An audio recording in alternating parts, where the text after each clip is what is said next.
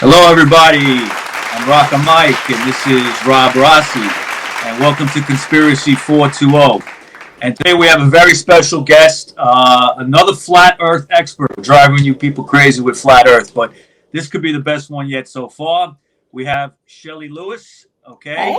Definitely the the prettiest. prettiest. Aw. That's for sure. Okay. I don't know. You had Sorry, some Mark. pretty... Sorry, Dave. No comparison. All right. But thank you for coming on, Shelley. Appreciate it. Yeah. Thank you And guys for you're a having flat me. Earth expert, but when I did my research on you, I found quite a bit of very interesting credentials. Okay. Mhm. Says here that you are a licensed holistic practitioner. You are a certified lymphologist. You are also a vegan chef, a photographer, and a co-director and co-producer of the documentary The Plain Truth, excuse me, The Plain Truth, which you're still working on, right? Right. So it's actually, I'm not co-director anymore. That Okay. was like another fiasco that I got involved in. I did hear a little But bit about that. you hear about that too, right? Yeah, Yep. yeah. We actually, I am a director now. I'm a sole director of a documentary. Hmm. And you can find me on flatsmackfilms.com. And we'll be doing a flat earth. We're actually in the post-production right now. So, but Post yeah, no, production, that's that means you're old done. news. Post Yeah, production we're means done you're done, filming. right? We're done Okay. filming. We're editing. Yeah, it's awesome. We might need to do a couple pickups or whatever, but no, I'm a director and a producer for a documentary on the flat Earth. It's no longer called The Plain Truth, or it might be. We're still working on a title, but people can find us on flatsmackfilms.com. Okay, Yeah. Wow. fantastic. Fantastic. And you did this documentary kind of as a response to the Behind the Curve, which is on Netflix that everybody's seen. Because on that, we watched it and it was a hit piece on you guys, basically. Absolutely. It So was a you hit. kind of made a, flat Earth people making a flat Earth documentary. Right. This is a grassroots documentary. We wanted to tell our story. We are sick and tired of, ball earthers or people who want to do a hit piece on us trying to portray us as being complete blubbering idiots. Not that everybody was portrayed that way, but at the end of the day, that's how it felt. And we're like, hey, you guys left a lot on the cutting room floor. So we want to tell our side of the story and we want to give people the truth. Right. Wow. Now, before we get into that, okay, we're going to go back in time a little bit, Shelley, for you, okay? Sure. And one of the many credentials that I saw on you, you have a Bachelor's of Science degree from West Point. Yeah, You were in the Army and you jumped out of planes. You were a paratrooper. I was. Okay, It's well, important. I always thank veterans for their service, so thank you. Okay, Thank you. but that's fascinating. And She's too hot to be jumping over planes. Oh, that's that is true. sweet. That's true. But My what God, now? jumping- When you were in West Point, you had aspirations to be an astronaut. Is that correct? That's exactly right. I went in. How did you come to that decision? I know it was well, when I was 12 years old, I met Alan B. Shepard. I went to space camp, and I knew from that day on I wanted to be the first woman to walk the moon. And so I followed Alan B. Shepard's life, and he went into the Naval Academy, and I knew kind of that I wasn't big on boats.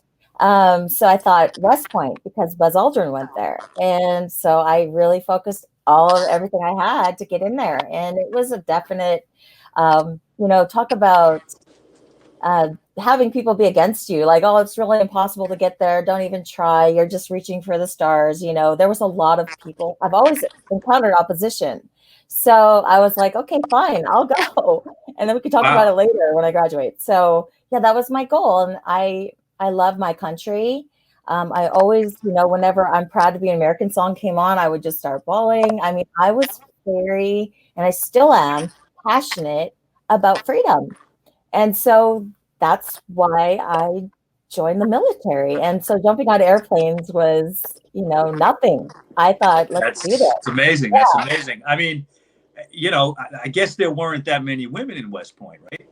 No, about 10%. So the attrition rate was pretty high with my class. I was class of 96. Uh-huh. And, I think at the end of the day, we graduated with like 80 women. So, and we were the 20th graduating class from women to even go there. So, yeah, it was definitely a wake up call for me.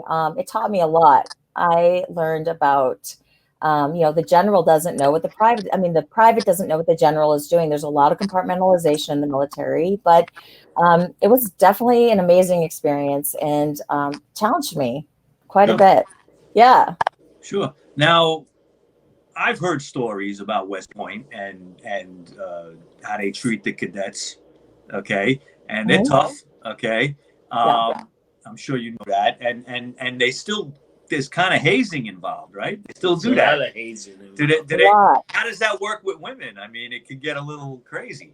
Yeah, what's interesting is I tell the story that a lot of times the women were harder on me than the men. A lot of the guys there are like my brothers, and we helped each other out. There was a phrase, cooperate and graduate. But prior to going to West Point, I had listed for a year. I was enlisted, so I went in with this idea of what it's like, to kind of be at the bottom. And then, one of the things I learned was like, you learned how people were going to be good leaders and how people were going to be bad leaders, and what kind of leader did you really want to be at the end of the day. And so there was hazing. I'm used to that. Yeah. I'm used to people screaming and yelling at me, calling me bad names. I mean, whatever, like it's nothing. So, but yeah, there is that. But I will say, so my maid of honor in my wedding, she was she was one of my roommates at West Point. So not all women were like that, but the ones who were, they were tough. And so that's just kind of how it goes. Now, do a lot of women make it through it? Or is it kind of a high dropout? How does that?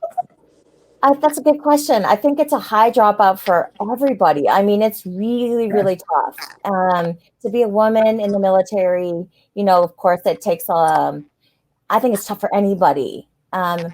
So where there are more women, yeah, we had a pretty high attrition rate. Like we had about 20% probably drop out my graduating class. And so it's 10%. So, the women there is like one woman per 10 men. And so I'm very big on I wouldn't necessarily say equality, but if a woman can do it, then freaking let her do it. If she can't do it, then don't let her do it. You know what I mean? So and everybody kind of had equal standards, pretty much. Pretty much. I just at my position right now is that I don't really, it's a different army. It is really a different army. When I was in, it was different than it is now. Yeah. It's totally different. It's like so many years. What I find, and I don't know if you'll agree, but I'll give my opinion anyway. Yeah. Is I see the military. I have great respect for the military, all the branches. Okay, anybody that joins, I definitely have respect for. But I think the government and certain parts of the government treat the military like a social experiment. Yeah. Okay. And they try to get everybody. They want to be diverse. I get that. That's fine. But I think it's done to a point where it's like just one big social experiment, and it takes away from our readiness and things like that. Now, we're the greatest military on earth, as far as I'm concerned. That's what I see, even with that. But I just think that there's certain aspects that politicians try to use the military as a political wedge against each other. Yeah, weapon, right? Exactly. And I feel bad sometimes for the people serving, because they just want to serve their country. All right, they don't want to be on the front page of some newspaper or whatever, or some internet site that about their personal life, whatever that might be. Okay, whatever persuasion you are or whatever. I mean, it's like they use it as a social experiment. I think that's wrong. Do you agree? Wow, that's a good question. I definitely think that like I said, it's a different military than when I was in. Yeah. But one of the things that I will say is that these soldiers, they go over 5, 6, 7, 10, 12 tours. Yeah. And that to me is insane. And I then agree. you have so much, of course, I think like the military uses the soldiers as like experiments. They're going to be the first ones to get the COVID vaccine. Yeah. Yeah. That human testing and things like that. You have these soldiers who are doing, again, insane amount of tours, and their morale is, there's a lot of depression, there's a lot of suicide, Yes. there's a lot of post-traumatic stress. And so it is just a different world. You never heard that before. World War One, you didn't have multiple deployments. You did your tour, No. you did it, you were out, and you were, done. What Not anymore. do you think that to solve that problem there should be a draft? No. No, not at all. No, I think there should be no draft for a man and no draft for a woman. Really? No, I don't believe in the draft at all. They don't need a draft. I'm very, very passionate about no draft. Okay. Because here's the bottom line. If you have soldiers who don't want to be there, right? That's the that could be a military's idea. liability. Yeah. That could be The military always says that. They always say that they want people that want to be there. Want to be there, not Yeah. people that don't want to be And they say that the way I've heard how the way the military is organized now, a draft would be very, very difficult. Okay. To do. But it all depends. There might be some people that join it. There's going to be other people that don't join it. Right. But Right. I feel like because of what you just said about people re-upping 5, 6, 7 times, I think that there's two problems with that. Obviously, what you said about their mental health, okay? But also, I feel that you're creating kind of a military class almost, okay? Which most of the people volunteering for the military come out of the Midwest, the South. You don't see too many people East and West Coast, but you do. I'm not saying there's none. Yeah. But I say for the most part, you see people from the South, people from the middle of the country. They seem to be mostly interested in serving. Yeah. And I think that because it's there, it's just those people, you're creating kind of a military class, which historically can be a problem. Okay. You look at Germany, Prussia, go back to that stuff. That never worked. Okay, that's kind of. I'm not saying that could happen here, Right. but I just think like 100 years down the line, okay, because those are the people that are interested in serving. But then again, this country may not be here in 100 years the way that we're going now. I know. It's We'll get it. Yeah, that's okay. The way things are going. But so jumping out of planes. When did you decide to be a paratrooper? How did that go down? It was my senior year in college, and at West Point, you have to either choose air assault school, so you rappel out airplanes, and I rappelled off of cliffs and things. We did mountain climbing and stuff like that, or you could jump on airplanes, or the other one I think was just like series school or something like that. And I really just thought it would be so cool to jump out of a C-130, C-141 with these T-10 Charlies that, you fall like a sack of potatoes. It's not like you land on a dime. Like they teach you how to fall. No, there's a way to do it. Yeah. Yeah, there's a way to do it. So I just got interested in it, and I was in Delta Rock, Fort Benning, Georgia. Mm-hmm. And I, it was a great experience. So I'm a 5-jump chump. Did your family and friends flip out when you told them you wanted to do that? Well, it's kind of a requirement, you have to graduate with that. But I think they thought, why would you jump out of, the joke is, why would you jump out of a perfectly good airplane, And then it was funny because I, for the longest time, hated flying because I thought I'd much rather have a parachute in case this thing goes down, But so it was fun, and I loved it. Now, I did read that you were let out of the military because you developed lupus. Is that correct? That's correct. I was medically discharged. That's a tough thing to live with, right? It absolutely is. And so it changed my whole life. It changed everything. And I fought really hard to, get better. And I've spent thousands and thousands of dollars trying how to get better. How can I get better? Because I was running from doctor to doctor, and this kind of ties into the whole, question your sources. Because I kept going from doctor to doctor, no one could help me, and it wasn't until I actually stepped outside of the box and started looking into like, wow, diet and juicing and things like that, that actually pulled me out of a really dark hole. And I got better. And so it really begged the question of, and I'm not perfect. I mean, I'm still not there. I will never be 100% before I went into the military. I'm still fighting every day to try to get better. You know, I constantly, it's a battle. But I've gone through a lot. You know, I've done natural remedies and things like that, and it's actually pulled me out. So I'm not 100%, but if I didn't have that, I probably wouldn't be alive today. And so that started me on this rabbit hole of when every time I'd go to the doctor, I'd get more and more drugs. And these drugs would have side effects to the point where I'd need more and more drugs to where my liver was failing, or these drugs had, you know, stomach cancer side effects and things like that. And it was just like unbelievable to me. And then you start following the money and you see that these pharmaceutical companies make so much money on you being sick. So where's the incentive for you to get better? There is And none. it just became, exactly. And so that started this whole rabbit hole of, hey, maybe we should really question things. What's wrong with that? Nothing. Yeah. And so that's kind of what, you know, led me to Flat Earth. That was the beginning. Yeah. So, Now, how did you come across that? Okay. I mean, it seems like you were I don't want to say typical, because I don't like that word, but I just say, okay. You decided to join the military. You're patriotic. What led to believing in flat Earth? Because it just seems like it would go against everything that you might have believed. Everything. You said you wanted to land on the moon, okay? Right. And how'd you do that? Right. I wanted to be the first woman to walk the moon. Right. Because I thought that was really interesting. Like no woman had walked the moon before. And then we had never really gone back to the moon. You know, that was another whole thing. But so how did it start for me?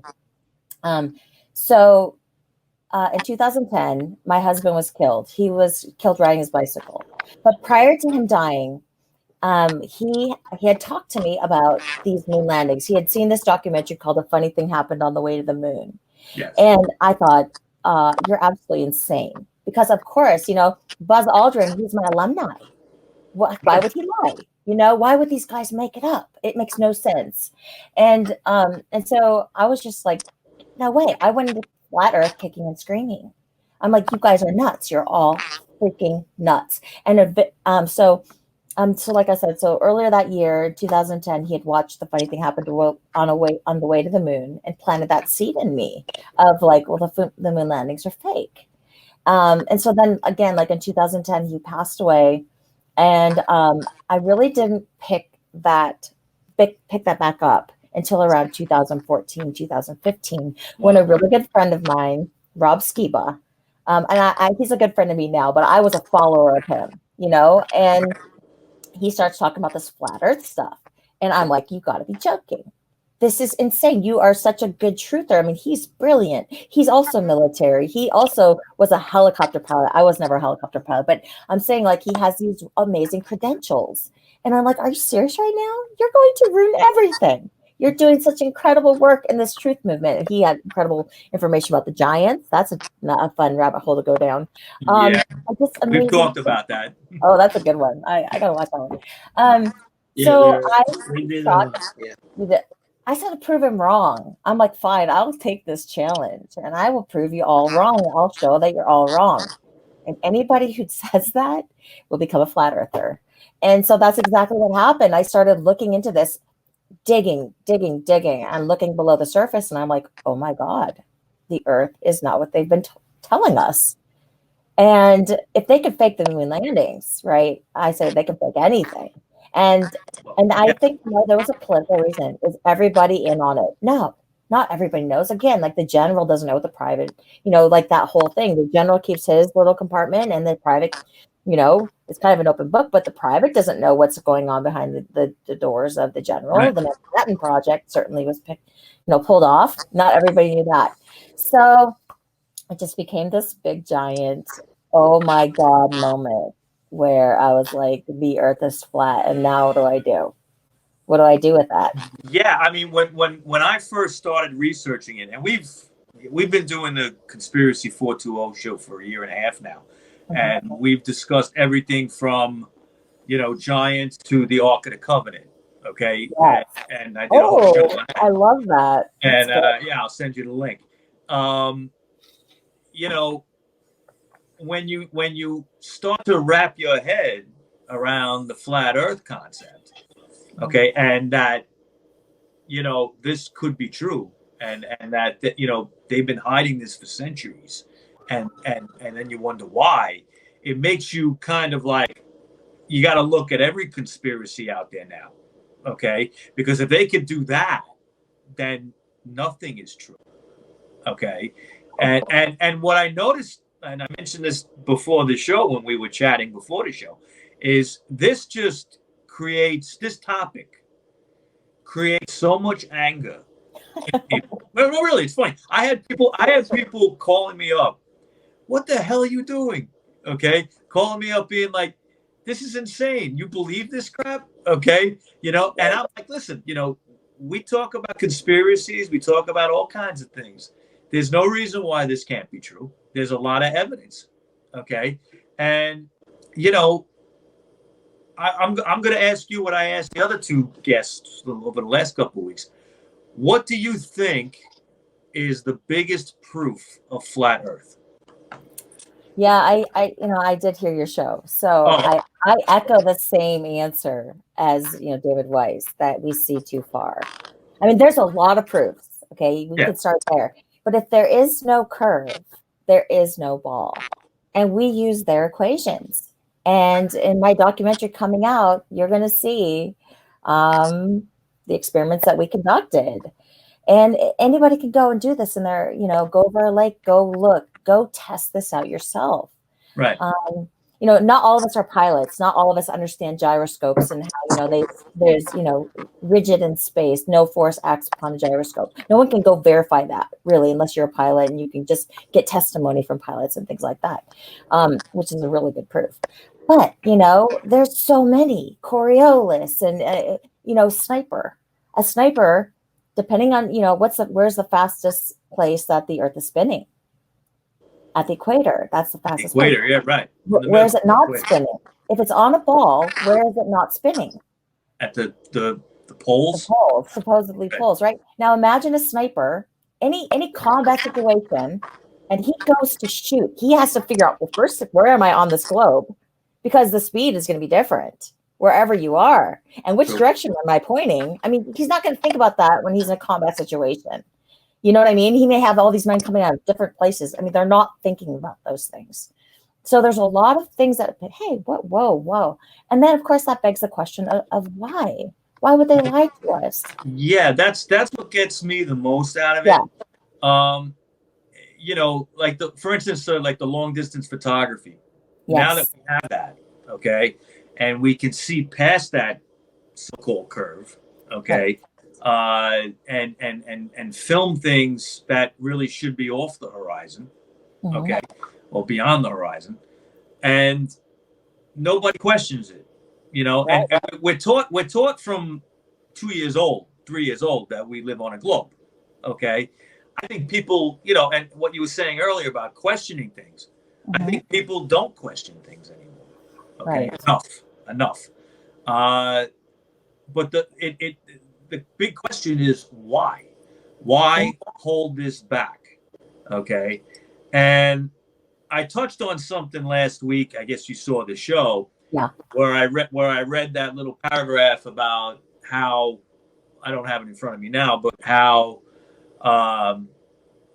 if we realized that we lived on a flat Earth, that we would recognize there is a God, okay, and we are special creatures, and God created us, all right, and I kind of believe that, all right, I do, because that makes sense to me when I hear that explanation of it. Does that make sense to you too? Absolutely. I mean, once you realize you live in a building, there has to be a builder. Yeah. And that takes a lot of people who are atheists back to, okay, that age-old question, where do we come from? Why are we here? And where are we going? And so, I'm sorry, go ahead. No, that's okay. I mean, it just absolutely changes atheists into, whoa, I got to look at this. And, I wanted to touch on a point you made. you know, they make these things so far out of reach. 93 million miles away is how far the sun is. You know, we're corkscrewing through space and all these odd things. Yeah. They call it rocket science. And immediately when you are conditioned to hear the word rocket science, you think, well, that's too hard for me. I can't put Yeah. my mind around that. And so most people just are like, these people are so smart. Who am I to question it? You know, they sent me pictures, so of course they're real. Right. But we question the government. We say, has the government ever lied to us? And we're like, yes, the government's lied to us. And so then we see NASA.gov and we're like, oh, we don't question it at all. They're telling us the truth. And to me, it begs the question of if we are truly going to be holding people accountable, follow the money. You'll see it's always about the money or power. So why would they lie to us? Well, they make $52 million a day. I mean, Yeah.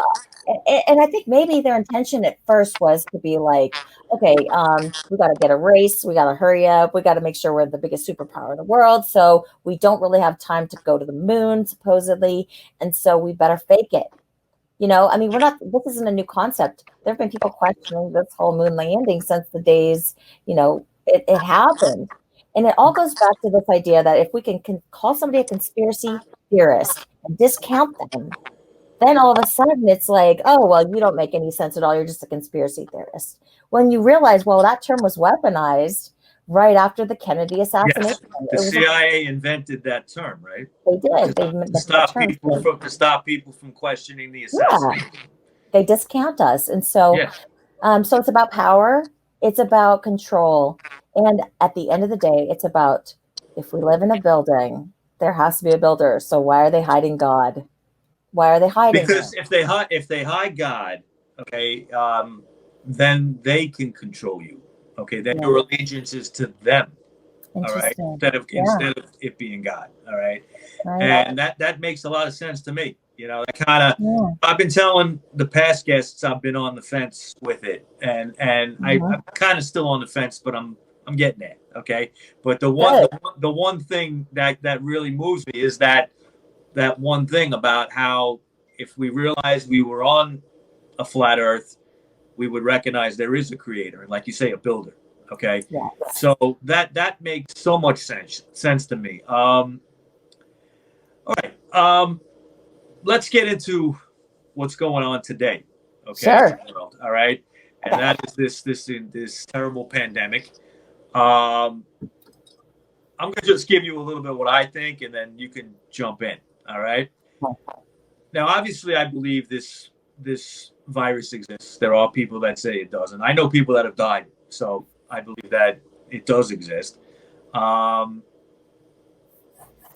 I think that the world, especially the United States, is using it as a political tool, okay, to basically do a bloodless coup in this country, okay? Donald Trump is hated, and I'm not going to praise or put down Trump at this point. Most people know where I stand anyway, but that's not the point here, okay? The powers that be, I believe, want to remove him from office at all costs. And I think that this pandemic has been used as a tool to do that. I think it's in your face. If you don't see it, I don't know what to tell you, you know?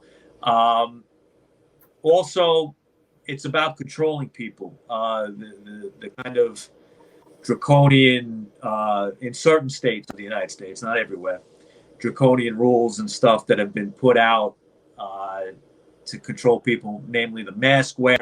It's funny. We're in New York City, and we got hit hard with Corona in the beginning. Okay, it was scary. I like I said, I knew people that died, and nobody knew what was going to happen. But you know, there's only so much you can do. Okay. In any situation. I mean, I think that so many mistakes were made here. Governor Cuomo is praised all over the country. I don't know how they treat him in California, but I have family in the Midwest, and they think he's like the greatest thing since sliced bread. All right. And I'm here in New York, and I never liked the guy anyway. Never liked his father, never liked him, but that's a whole other story. But I think that he has made a lot of mistakes, including getting thousands of people killed in nursing homes. Do you know about that? I've heard about that. I've Yeah. heard about, yeah, I mean, Yeah. it's, I mean, he put out a a decree saying that people that have coronavirus in nursing homes will treat them.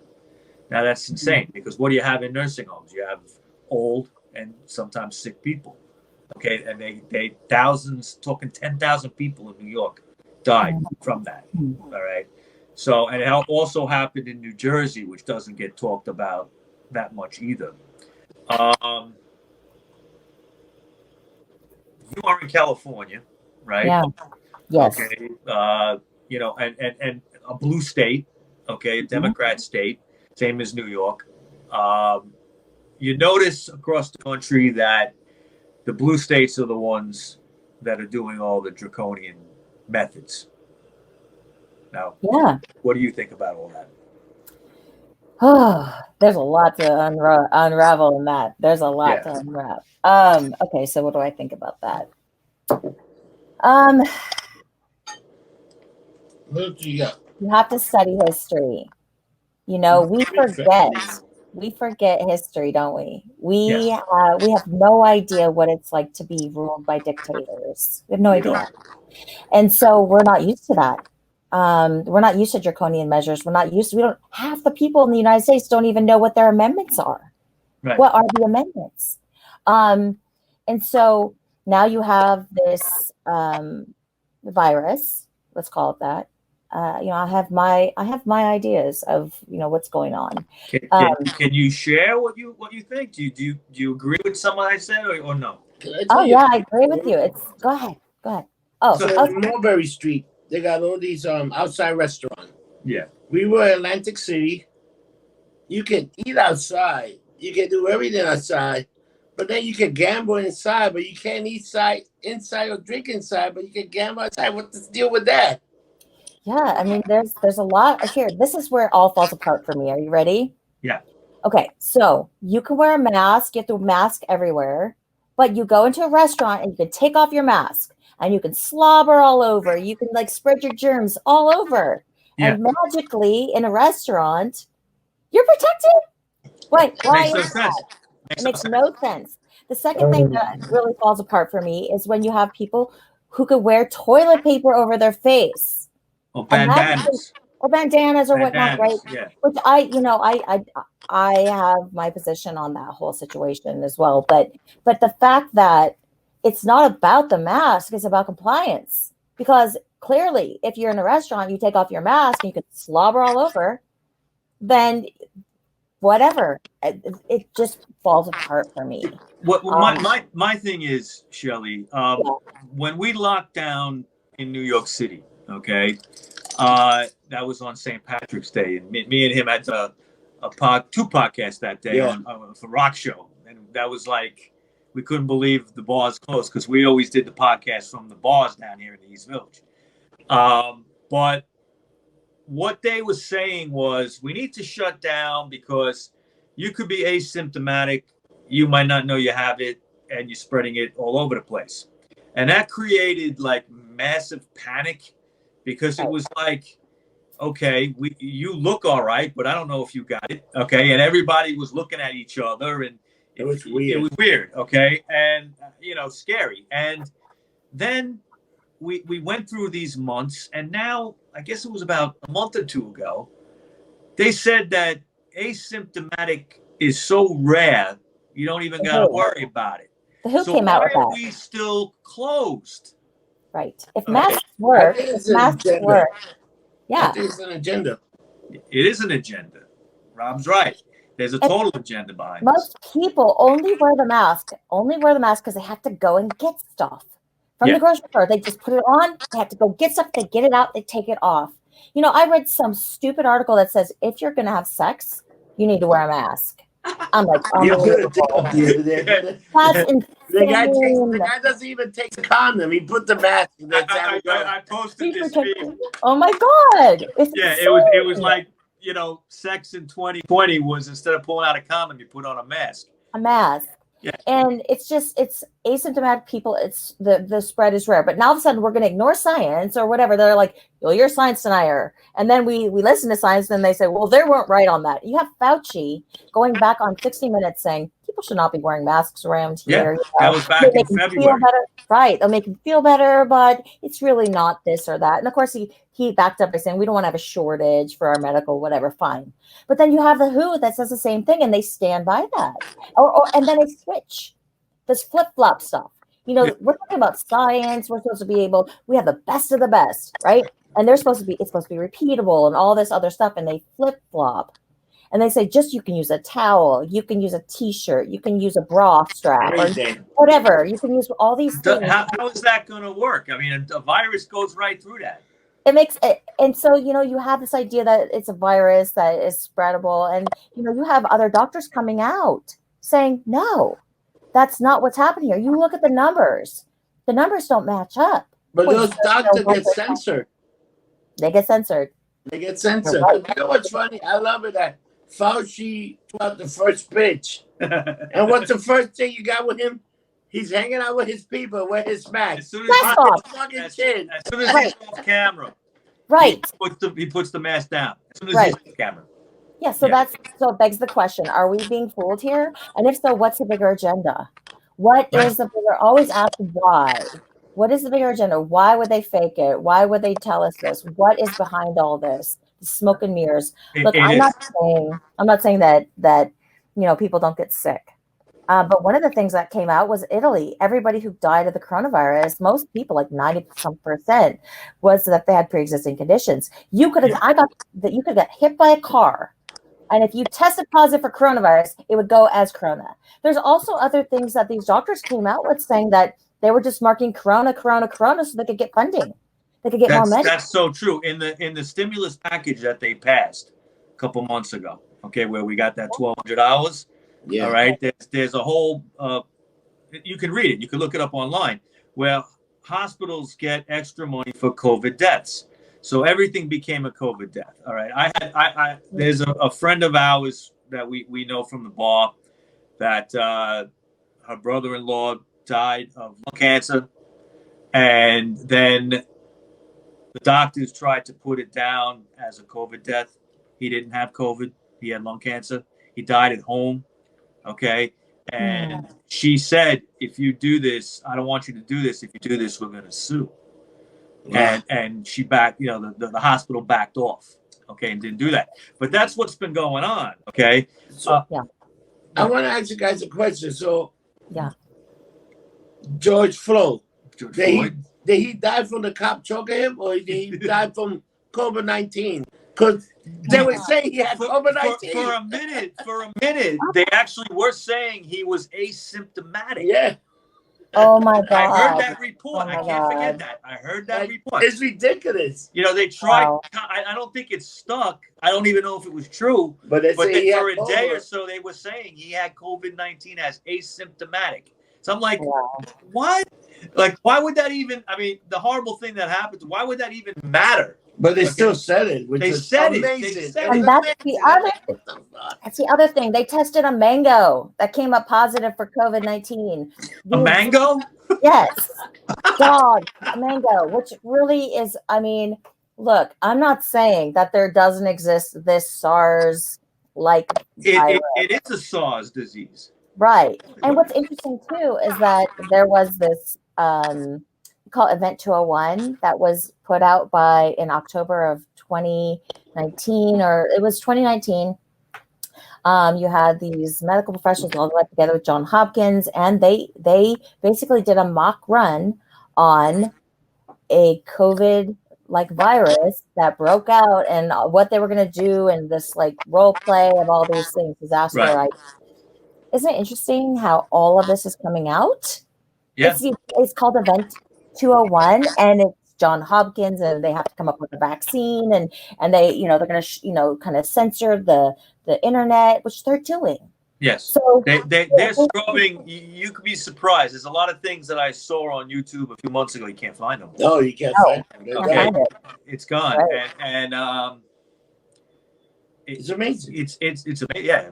amazing is not even the right word. It's not strong enough. It's just disgusting. It's horrible. I mean, we're being like taken over in a way. You know, you remember the movie? Remember the movie They Live? Yeah. With Rowdy Rod Piper or whatever. Roddy, That, yep, yeah, yep. When he sees I know. the glasses, obey, Right, and all that obey. stuff. This is kind of what we're living through. Yeah, but the problem is now beef lo mein. Be- What is it? BOM. Black Lives Matter, beef lo mein. Beef That's what lo the mein. Chinese have, Tony. The Chinese. You know, it does. It's bring like up- ridiculous. Like there were people in New York City that never had Black Lives Matter. Once people started destroying things, every single billboard, Black Lives Matter. well, that's a Artists. whole. That's the It thing. was incredible how much shit went up. Yeah, Yeah, It only meant don't destroy my shit. right. you know, a lot of people. They would put Yeah. They would put that they supported so nobody would wreck their Oh storefront. man, you know, And guess what? Now they got nothing like that. They open those windows. They got Everything's the windows open. Nothing about Black Lives Matter. It's amazing how you know, much this change country is in trouble. I mean, we look at this country, we are in big trouble because there's so much being, going on. At the You had same these time, massive rallies where everybody was rallying and they weren't wearing masks. And, so that's another one. It's like, but that was okay. that was okay. That was And okay. so where's the line in the sand, and then beyond all that, if masks work, why are all these small businesses getting shut down? Why? I mean, these businesses are hurting. And then that brings me back to the whole NASA question. During that stimulus package, guess who got a bunch of money? NASA. NASA got a bunch of money during this whole COVID relief. What do thing. they have to do with it? Nothing. Right. And so my thing is like, here you have these businesses that are getting shut down. You have small businesses where people can't work or they don't want to work because they're getting too much more for unemployment. So you have these small businesses that are trying to make it happen. And then they have all these regulations put on these small businesses where they just can't do it. And I think it's, I'm going to go so far to say I think it's another giant social experiment. Okay. Yeah. All right. Like I was saying before. Yeah. But I think that they, at least in New York City, and probably in a lot of big cities that are Democrat run, they want to get rid of the mom and pop. They want to get rid of mom and pop stores, independent business people. If it was up to the mayor of New York City, who's the biggest piece of garbage I've ever seen in my life, shit. yeah, he if it was up to him, he would have Applebee's everywhere. It would be just like chain stores. That's what he wants, because the little bars and stuff like that, they're all independent. They can't control them. They can't control the people that go there. They can't control how they think. Okay, right down to the clientele. They want to get rid of them. Okay, right. And also I think there's that whole other conspiracy, which I'm starting to believe a little bit, is that the depopulation of the world. Okay. And, bringing people into the cities to control them. Okay. And what do you need if you're going to do that? You're going to need room, right? So you got to kill people. But then you hear de Blasio, you hear fucking Cuomo crying that he wanted the rich people back. Yeah. You know what I call this? This is the Amazon flu. It's the Amazon flu. Who made more money than anybody else? Amazon. Everybody's buying stuff. I'm not Yeah, gonna go out. you're right. All of my shit on Amazon. Yeah. I'm gonna stay home. All of my shit. It's the Amazon flu. Yeah. I want to make enough money. I want world domination. It's true. Jeff Bezos got really rich on Office. Yeah, Grubhub, DoorDash, all these people who have to get food or whatever. Yeah, and of course, people, they are just gaining a bunch of weight because they're just eating. That's all they can do, stay home and eat. If you exercise, now I know some places in California, people are wearing masks when they're running. It just blows my mind. They're doing that here too, and they're driving in their cars alone with the mask on. It's a joke. I laugh at people like that. In a way, it's like, okay, well, it kind of drives behavior where you're telling people just to eat more food because you don't have to wear a mask when you're eating. So more people think, okay, I'll just eat. and Look eat. at me. Do I look like the kind of person I need to be told that I need more food? No, listen to me. I love your shirt. Your shirt is hilarious. It's awesome. Awesome. All It's right. awesome. Now, you actually got into some controversy recently, a couple months ago, I think, right? Yeah. You decided to go into a store without a mask. Right. Well, Okay. I'll tell you Well, the story. Like, tell everybody what happened when you. yeah, what happened? So I was walking. I was walking. I didn't have my vehicle with me, and I had to get some personal girl things. Okay, and I stopped at the store, and I didn't know because there were other stores that were open that didn't require a mask. And when I exercise, I don't bring a mask, and I don't wear a mask because I can't wear a mask. Like it's the circular theory of like I don't wear masks because medically, number one, I've been told they don't work. Number Right. two, I have reasons why I don't wear them. And number three, I had private things I had to go get. And so I was kind of caught off guard, to be totally You know honest. what's the other thing? They should have a mask for you anyway. Well, I wouldn't even wear it. But I So mean, the supermarket technically should have a mask. If you don't have a mask, they should have a mask yeah, for I think they probably did have one. I don't know if And it I don't think they did because that guy was very arrogant. I seen the video and that guy had nothing. He was like, so they to their credit, like they were polite, and I don't blame them, and I don't really blame the backlash of everyone getting pissed off at me. But so the story is I get up there, and I didn't see a sign even. I didn't even see a sign. And the guy's like, you can't wear a mask and you have to talk to my manager about it. I'm like, can I record you? Now I'm a producer, I'm a director. So of course I always want to record things as I'm doing things. Right. So he says, and so I'm like, could you please tell us, could you please tell me? He's like, you got to have a mask. I'm like, okay, then I need to talk to your manager. Immediately I got coined the Karen, which whatever, whatever. I don't, now Karen has become like the most like hated term. If you're a Karen, you're all these things. And so I was like, okay. And then he's like, well, I could shop for you. And that's great. But I have to get some things that maybe I don't want you to see. And I've had my identity stolen. I'm not really comfortable just giving you my credit card. I didn't have cash. I was walking. I just need to run and get a few things. And again, like other stores in that area weren't requiring masks. And so I was just taken aback by that. And I'm like, well, where does it show that? Show me the sign. And he was kind of fed up with me, and I was kind of annoyed. And I am a freedom fighter. Look, I will speak up for the people who can't wear them. Let's just say masks work. Let's just pretend they do. Okay. And maybe they do, maybe they don't. I don't know. Personally, I've seen a lot of studies from the WHO, and of course we covered all that. But let's assume that they do. What about the people who can't wear them? Should they be socially shamed? Should they be called every name in the book? I had a guy say, I'm going to put a plastic bag over your head and cinch it at the neck, and that'll be your mask. It's like, okay, well, I understand I was a little fired up, and I'm a passionate person. And the other thing is I can't hear very well in one of my ears. And so I tend to repeat things back to make sure I understood what the guy was saying. So when I said, oh, you're happy? I was trying to understand. I can't read. I read lips, but I couldn't read his lips because he had the mask on. So it's hard for me to hear.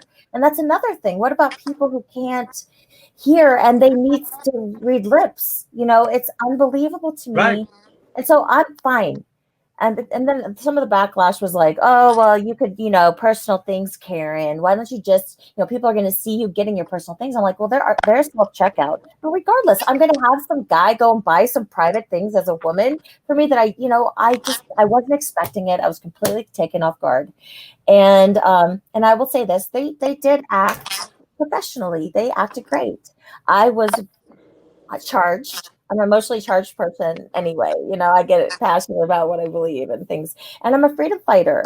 So I care about people with disabilities. I have one. I was medically discharged. And I've gone through a lot of help with my condition to where oxygen, I need oxygen to breathe. What about the people who've been raped and a hand has gone over their face and they to the point of asphyxiation, they can't breathe? What about them who can't wear them? Should they be socially called selfish? And no, they said, well, then you just need to order. You need to order that. You just need to have.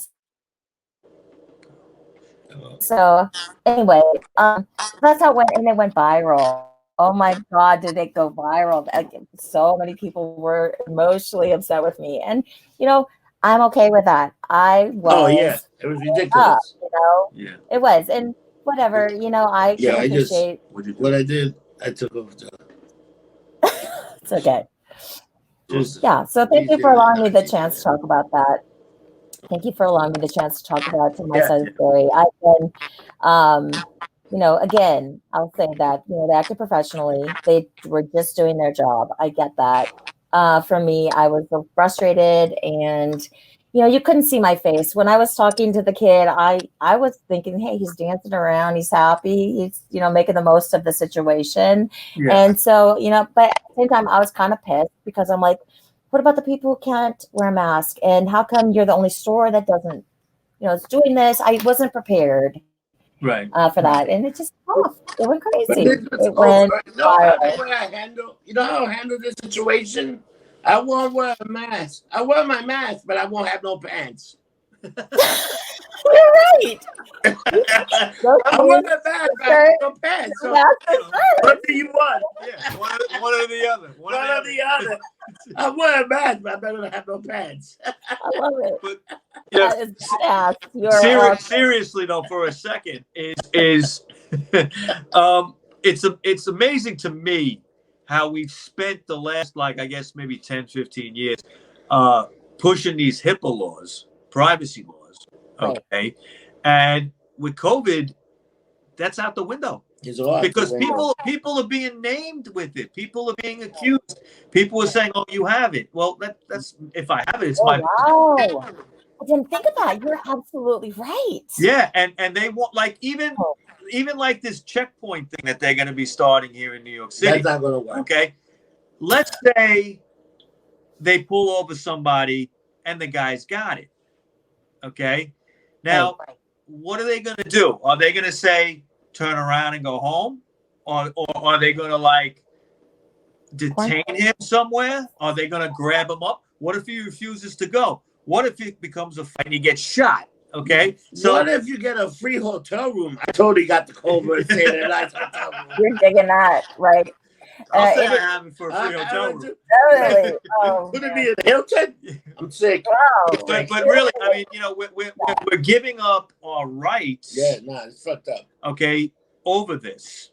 And listen, we had a flu 100 years ago. The Spanish influenza killed 1 million people worldwide. We didn't shut down. We had 1969, between 68 and 69, 1 million people died of the Hong Kong flu. We didn't shut down. We went to the moon that year, supposedly. Okay? Supposedly. Hollywood studio. Right. Yeah. Right. I mean, it was in the James Bond movie, Diamonds Are Forever. Remember that part where you Everywhere. driving through? Everywhere? On Top of the World, too, that song, On Top of the World by Imagine Dragons. Yeah, 10 years ago when Obama was president, they had the swine flu. That killed a lot of people worldwide. We didn't shut down. We're not even at those levels yet. We had Ebola. Ebola would have been horrible if that was a pandemic. Oh, my God. Bleeding from your eyeballs. But, why did we shut down for this the way we did? Well, I'm convinced if Donald Trump wasn't president, if it was Hillary Clinton, if she had won, it would have been handled totally differently. It would have been handled like every other disease that's come along every few decades that kills a lot of people.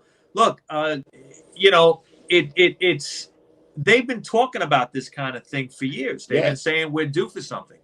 Okay. Then you got to wonder why now. That's the whole other thing. Why now? I always question timing. Right. Timing. Follow the money and look at the timing. Absolutely. Well, Donald Trump is the commander in chief. And I'm a veteran. So I see him not wearing a mask and I'm thinking, look, he's the commander in chief. Okay. He doesn't need to wear a mask. He gets tested every day and people around him get tested every day. Yeah, and that's the thing too. Like, I don't even know about these tests because they have so many false positives, and what are they really doing? Do you have to go that far deep into the body cavity to get? If Carla is like right here on my mouth, and I need a mask because I'm gonna spread it, how far deep do you need to go down in the nose cavity to give sample? Like, that's another question I want to know. Like, okay, It's kind of weird. I'm not a doctor, but yeah. So the timing is very pertinent. There's one thing that I will say, and this is from Mark Sargent. He's so, he nailed this. Yeah. He called this. He said, "Hindsight is 2020, isn't it?" Hindsight is So, 2020. so there's some like really interesting thoughts about that. Hindsight is 2020, and we're all going to look back and be like, "Damn, I saw all the signs, didn't I? We saw it coming, didn't we? We saw how they slowly took away our power, slowly took away our freedoms, and we didn't stand up." And of course, I'm a freedom fighter. I believe in the Constitution. I believe in the amendments. I believe in all of these things. And we will really soon learn that we allowed this to happen. We allowed them to take away our power, and all it needed was one little thing, a virus that is 99.9% effectively cured. Of course, how do you fight against that? How can they even go back at this point? No, they're going to take this as far as they can go. As far as they can go. Whether it's political, whether it's motivated by the election, we don't know. But a lot of people are kind of like curious. Now, my question is, what's next? What are they gearing up for? First, we always say the next is first contact. You know what I aliens. think? I think Project Blue. The next date is going to be 2025. March 2025. Listen to me. March 2025. It's a day that currency would no longer be available. Everything's going to be by your social media. I really think they're moving to the whole social media. Yeah, China did it. And everybody's going to be counted by the social media account, how many people you have, how many people like. And I think that's going to happen between March of 2025. And it's a day that I've been looking at, like the numerology, the counting of the numbers, the planning. We have a change shortage. You can't get change now. You got to have exact change. No more change shortage. Or you lose it. You can't carry money no more. Well, that's the thing. I think they're going to use this they'll say money is dangerous. It carries money has the corona. Yeah, money has They're already saying stuff like that, right? They're saying the surface is dirty. Well, they're already doing that. You talked a little bit about David Weiss. I heard that on his show. And so I echo the same sentiments that they're already doing that. You can't go through like Dutch Bros or a coffee shop. And they're just, you have to have a card to be able. They want to track us. That's evident. So how do you track people with cash? You really can't. And so how do you do it? You have their credit card. You follow their phones. You spy on them. We've already known that this is going on. But yeah, that's an interesting date. I think it's already going to happen. Something right now, we can spy on our phone more than any other country in the world. I know. Isn't that sad? In the land of the home of brave? And nobody say nothing. It's like me. I was telling my dad, I never thought I would live to the day that Pike from Star Trek would be our president. Biden is Pike from Star Trek. They're rolling him out there. They're gonna roll him out there. Yeah, I mean it's very politically charged out there. There's they're trying, regardless of whether or not I think Trump did a good job or whatnot. They're at the end of the day, you look at this and you're thinking, why now? And this whole money thing, because he was talking about the debt. Remember when he first became president, he's like, if we reach a certain, we're done, it's over. And we've gone beyond all that now. Past that, it's like they're just trying to use it as a political maneuver, possibly. But yeah, it will be cashless. I want to go back to a point I think you made, Mike, was about the whole get everybody into the cities kind of a thing. Yeah. And then there is an Agenda 21 that a lot of people don't know. This is a UN agenda where it's called Stack and Pack, where they put everybody from the country into the cities. Yeah. Take over the waterways, shut down the parks, take over the beaches, do all these things, and look at what we're seeing. And nobody questions it because we don't know. Americans are dumbed down. They don't read history. Their schools have been completely demolished. And so here's a scenario that I think is very possible. I think that the election will be a disaster. I think that we may not know who is president that night. Okay, No. And we might not We know don't for know some who's time. president that night. Wow. The longer we know, It just happened in New York. That one guy. well, He's right, Wow. mail-in ballots and all that stuff. But the longer that we don't know, okay, the more chance I think we have for some kind of civil war breaking out. Okay, Yeah. and when that happens, I think you're going to see the UN get involved, and that's what you're talking about. Fuck Okay. the UN. We need to get rid of the UN. Well, yeah, but I think the We UN. need to take our country back. If we start seeing a civil war break out in the United States, serious civil war, I think the other countries would use the UN to intervene. You would see troops on the ground, that kind of stuff. No, I don't think they'll get that far. I think the US will stop the UN right away. What if they can't, Rob? They have not. What do they have to do? Where the UN? With the UN? No, I mean, Who's the UN? obviously the building. The United States is the UN. We building- thought these motherfuckers. This was going to happen. Well, they live. Aren't they in New York? Get the fuck out of our The country. UN right there in New York. I think that they are there, aren't they? They have that. Yeah, no, the building is there, but They can be there. they have other places, and they That have. doesn't mean we can't throw the motherfuckers out. Can I tell you guys something? We should have done that a long time ago. I was deployed to Haiti in 1995. I went to Haiti, and guess what color helmet we wore? White. A blue helmet. The A blue helmet. blue helmet. They Because always the do. United Nations, and at that That point, was the same thing they did in Somalia doing Black Hawk Down and all those three. They were blue helmets. They weren't really Americans with blue helmets. They wear Right. helmets. Yeah. Interesting, right? I mean, really good points about the UN. I mean, all that is, here's the thing. I love what you guys are doing. You're trying to wake people up with these things and saying, hey, look, people, this is our life. This is our future and our children's future. And, not to get on a big soapbox speech here, but we're running out of time. If we comply and constantly say, look, I want my country to be free. I want my children to be able to breathe oxygen, the very breath of life that the Father in heaven gave us to breathe. We've lived with viruses our entire life. Our entire existence deals with bacteria. I mean, if you're afraid of bacteria, don't eat yogurt. You know what I mean? Like, we are That's all it is. in this. Yes. So I have a virus. It's called my ex-wife. Oh no! That was about 128 pounds that I got rid of. I love it. Oh my gosh. Oh, well. All right, Shelley. I'd like to really thank you for coming on. You were fantastic. Definitely the prettiest guest we've ever had. Nobody's prettier than Mike. This is you guys rocking it, man. Come on. Thank you. No, really, I thank you. And you filmed. You said you were in post production. Yes. Okay. Please let us know when that comes out. I would love to. Thank you so much. And maybe we'll have you on again. And we wish you the best of luck with everything. You're not a Karen. You're not. No, thank you. I feel bad for people who are named Karen because it's a beautiful name. Yeah, I know when they're hating it. You know what she is? They're hating it. You're a freedom fighter. You're a person that speak up. You don't take nobody's bullshit. Yeah. And there's a lot of people that they just take bullshit now. We're getting fed. We get a spoon fed a bunch of bullshit. That enough of this shit. And you're not taking it. That's great. Not taking it. No, and we just thank you guys. I had a great time. I would love to come back anytime. Hey, and if you're ever in New York, come find us. I'm coming to find you guys. I love you. Text me. Drinks coming your way. Yeah.